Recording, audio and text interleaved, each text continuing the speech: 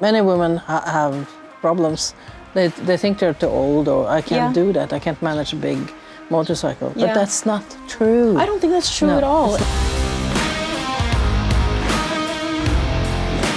Can you tell us a bit about yourself? Well, I'm 61 years old. I was born in the States. I've lived in Norway since 1975. I work mostly as a writer, or actually I help other people to write better. So that's what I do mostly. And I also teach writing and communication, and love being out on boats and cars and motorcycles. How long have you been riding? Oh boy, I think I bought my first bike in, I'm not quite sure actually, maybe 1995, maybe 1990. I'm not quite sure, I can't remember. It's a while ago. So it's a while ago. Actually, I remember that I sold my second bike in, no, I don't remember that either, maybe 1998. So I haven't actually been riding for 15 years. So this Honda Rebel 500 is my first bike in 15 years. So I sort of still feel as if I'm starting out sort of like, as a new beginner. And I really respect my capacity and my lack of capacity. I watch a lot of YouTube movies actually to become a better rider. And I love the physical feeling of being out on the road. But how did you start? Well, actually, my husband took, first my little brother took his license, because in Norway you have to take a license to drive a motorcycle. And then my husband took his license, and it started with the two of us, my husband and I. We rented motorcycles on Crete. We were there for vacation. And he didn't have a license, and I didn't have a license. We drove around with almost nothing on. And Øystein really loved it and decided to take his license, and I took my license later on. So that's sort of how it started, I guess. But also, I don't like having a little brother being able to do something that I can't do. No, I can understand that. Was getting your license difficult? Yes, it was really difficult, because in the old days, you had to have some guy sitting on the bike with you. So, and the guy who was riding with me weighed about twice as much as I did. So I was really clumsy. I was afraid of braking. I was afraid of turns because I had this big heavy guy behind me. And also, when I started taking my license, they didn't have a Virago like the 535. They had a Honda CBR or something like that, which was just too high for me.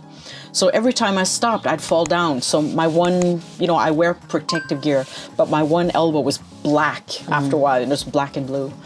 And finally, they borrowed a Virago from somewhere else. And I sat down on that Virago and yes, I'm home. This is great. But I failed twice, my driving license twice. And the first time I almost fell down with a guy behind me, because then it was someone else, whatever you call it, the guy who's examining me. And the second time I went too fast. A truck was coming. I was afraid of braking, and I sped up in front of the truck instead. So I didn't make it. And then finally the third time, I got my license. Third time's the charm. And once I got my license and I got onto the road without someone sitting on my bike, I felt so happy. Yeah, I can relate to all of that. It was so great. Yeah. Now you're riding a Honda Rebel, but you did have a Virago yourself? Yeah, I had a Virago 535, and then I had a Virago 250. But now you're happy with your little Rebel? Well, I will be happy when Ola is finished with it, because when I got it, I love the bike. I understand that technically it's a lot better bike than a Virago. Just don't say I said that to Virago people. But it is, it's a really good bike. It's really, even if I'm in the wrong gear or whatever, it's a really, really good bike. But I'm not happy the way I sit, because I sit, I'm leaning so much forward that it's really... It doesn't feel like that Virago feeling where I just sat back and I own the road sort of feeling. So I really missed that.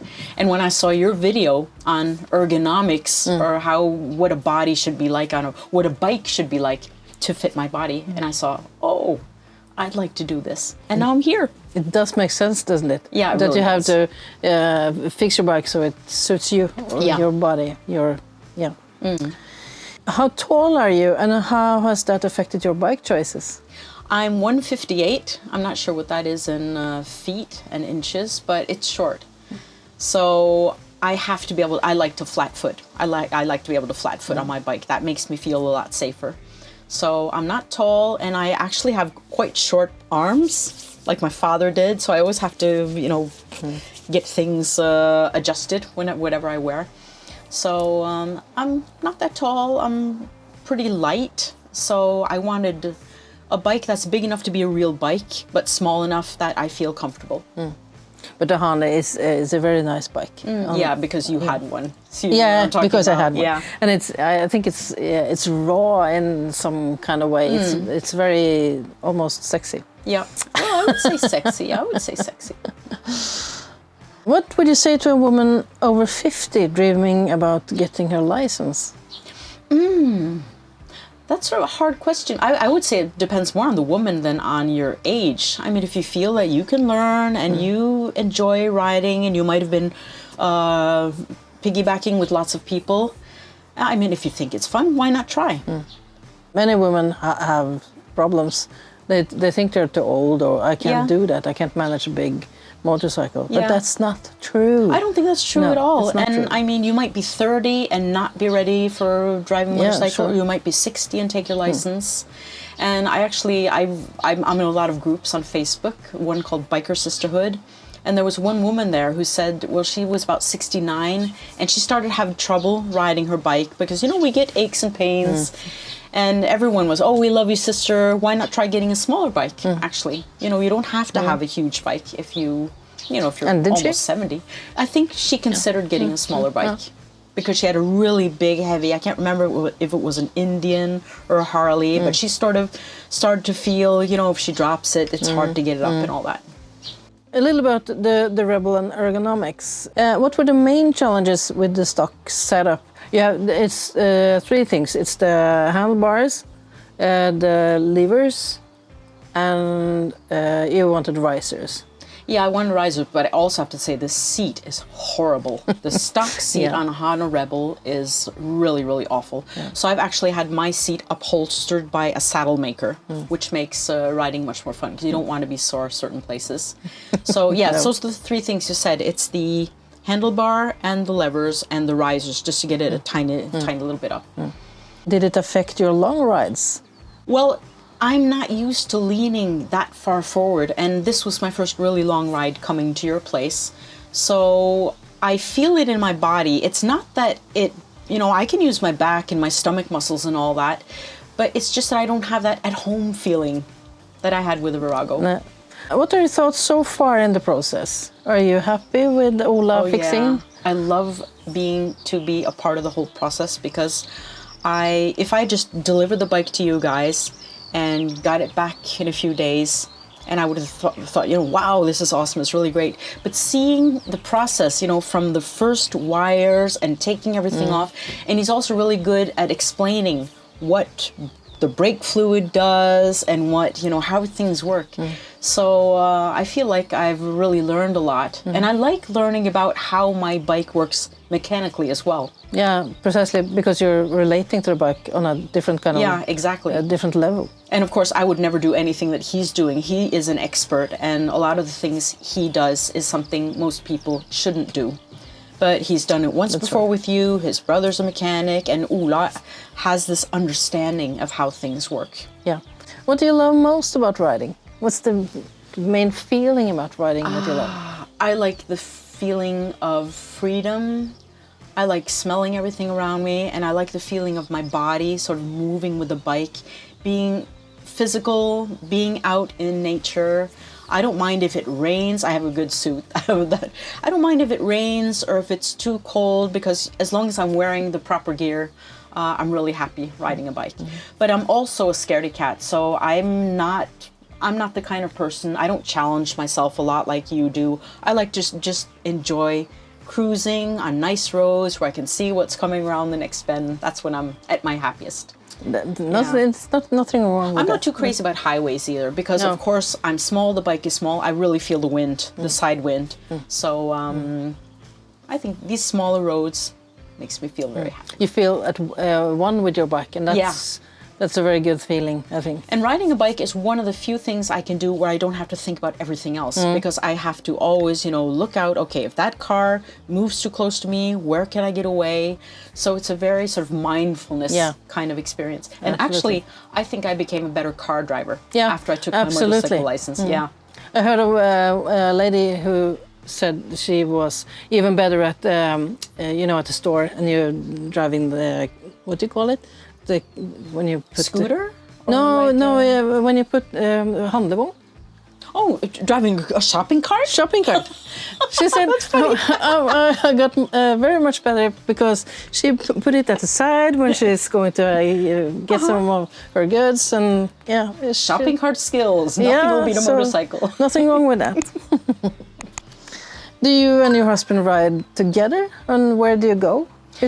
We've been all over the west of Norway, which is absolutely stunning. So we ride together a lot. I'm on his bike when we go for really long rides. But now that my bike is being modified, I think we'll both enjoy riding with two bikes together.